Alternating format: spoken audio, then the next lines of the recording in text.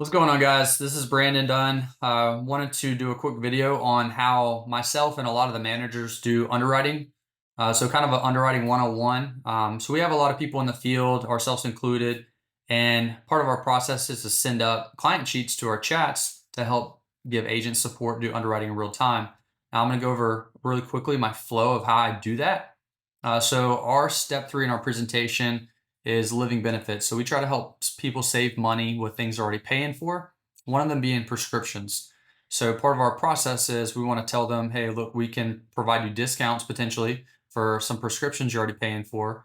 And we want them to jump up and go get their medicine. So if you communicate it well enough and tell them why they should get them as to we're going to look for discounts, shouldn't have any issue with them jumping up to get their medicines. Because that's what we need to write down, because it's also twofold. We also want to do a good job underwriting here in step 3 earlier on in the presentation. That way we know if we're, number one, our time is worth it sitting there with these clients, or, if they already mentioned they have insurance when we come in and you're tripping over oxygen tanks, sitting down, walking to the couch, then you probably should speed up your presentation because that's going to be a guaranteed issue plan and we can't take somebody out of immediate coverage. So this is a really important step and where we do underwriting. Now, this is my new client sheet that I give agents. And this is where you write down their medicines. You answer some health conditions right here. And it's not my new one. Click to the new one. All right, here's the new one that I just made. So we want to know the medicines are taken, and then we want to scroll down and we want to ask them questions that I have right here. Yes, no questions, but they're very important. So it kind of goes like this, after you get their medicines, or hey, say they don't get their medicines. That's no big deal. I usually scroll down here and I'm like, hey, Ms. Johnson, use any tobacco products? Okay, no, you don't. If they say yes, you need to know if they're quitting, because we do have products that'll give them a non-smoker rate when they start if they're planning on quitting. Diabetes, this is a big one, guys. If they say yes to diabetes, we need to know some more information on diabetes. Number one, hopefully, if they're on pills, or if they're on insulin. Number two, we need to know the age they got diagnosed. This is because some of the companies ask 45 before or after, 50 before or after. They ask insulin before 50. So it's important to get these minor details, because it's going to make a big difference on the back end when it comes time to get somebody approved.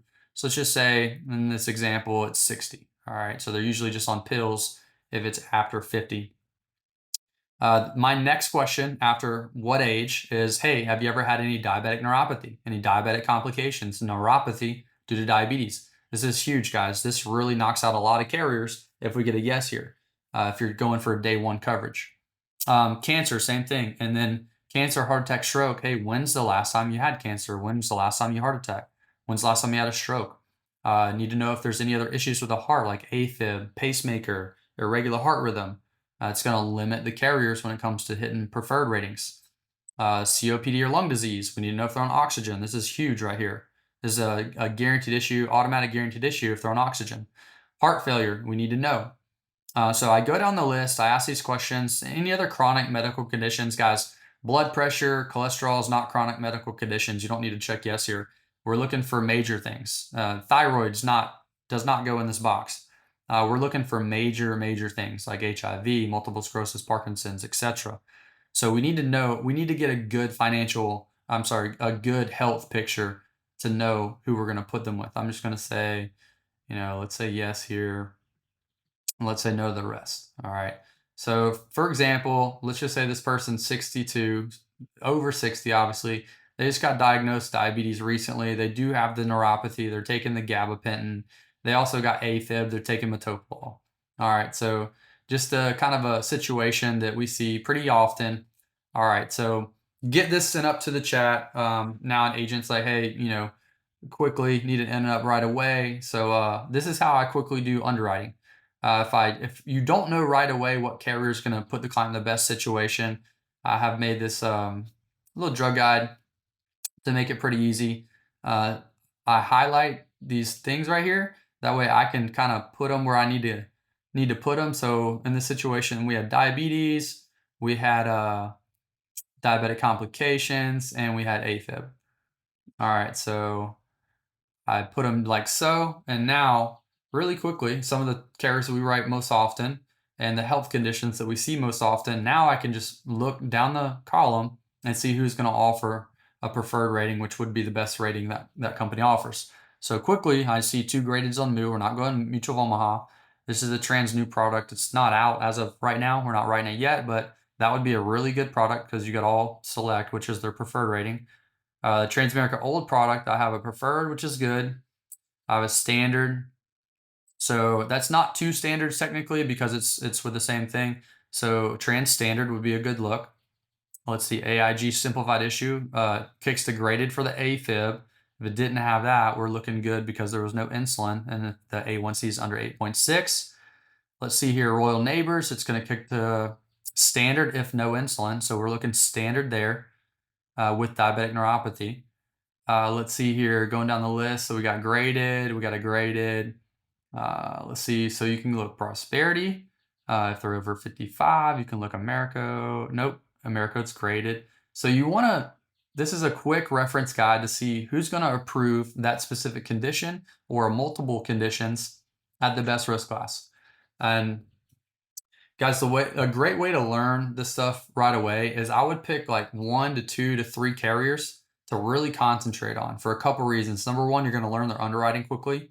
Number two, each one of the carriers, they either have a bonus, quarterly bonus, or they have a trip. So you have to hit a certain amount of premium per year to qualify for the trip.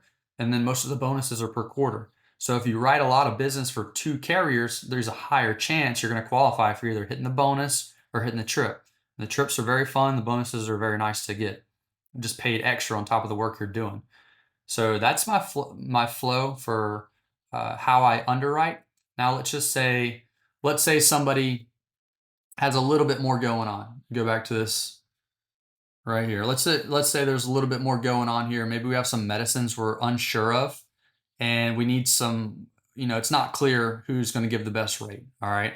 So there's a couple more ways that I look. The gold standard, guys, is the paper app. So the gold standard is you want to look at the paper app to see, what's getting approved. I'll give Foresters as an example. So a lot of these questions have a time limit. So in the past 2 years, was it a heart attack or a stroke? And then up here, it's asking the past 1 year. So now we have a question, okay, if it's 18 months ago, that's right in between. So you can say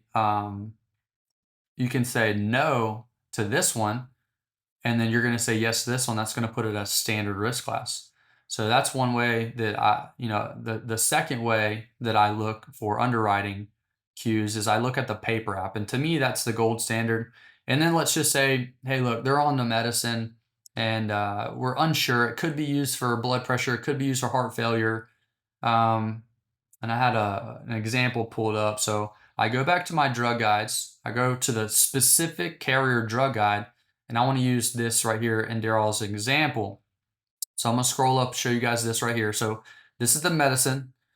If client is taking medicine for filled within and what they're going to get qualified for. So scroll back down to the example in Daryl. Hey, client sitting with the client. Oh yeah, I just take that for blood pressure. We hear that all the time. Well, if that's true, if they're taking it for hypertension, anytime they'll get preferred if it really is for blood pressure. But some people say they're taking Entresto for blood pressure, and guys, if y'all look it up on the website, it's only prescribed for heart failure. Take this as an example. Inderal, if it is prescribed for heart failure, not blood pressure, you're going to get the decline at the end of that phone interview. All right, but let's say it's for liver disease. All right, if they get approved, if they're taking it for liver disease anytime, Foresters takes liver disease standard. So if you get a standard approval at the end of the phone interview, and you're like, oh, why is it standard? They're going to tell you, hey, look, they're taking this medicine for liver disease, and they got approved standard. So you can go into each individual carrier's drug guide and see what they're approving each medicine for if you have a question with the medicine. So guys, I hope that helps. Again, just a quick overview. It really starts with a really good step 3. A really good step 3, you're going to get the medicines. You're going to ask, hey, is there anything that maybe the doctor prescribed that you're not taking, that you don't like to take, that makes you feel weird? What's been prescribed in the last 5 years that you are taking, that you aren't taking? Really dive deep into what medicines have been prescribed by a doctor that they've picking up or not picked up. All right. So really starts doing a really good job asking questions to uncover everything that they have been prescribed, everything they're taking. And then if they're kind of shutting you down right there, just scroll down here and ask these questions. And at the end, I don't care if they say yes to everything. I'd be like, Miss Johnson, what are you even taking medicine for? And that's going to lower their guard, hopefully enough to get them to tell you or to go grab that bag of medicines. So it starts with a really good step 3. And then send everything to the chat. That's the number one thing. If you can get here, send it to the chat, then you're headed in the right direction. So as an underwriter or manager, my first go-to is, again, I'm going to go to my little cheat sheet that I made. And then if I need to go to the drug list, I'm going to the drug list.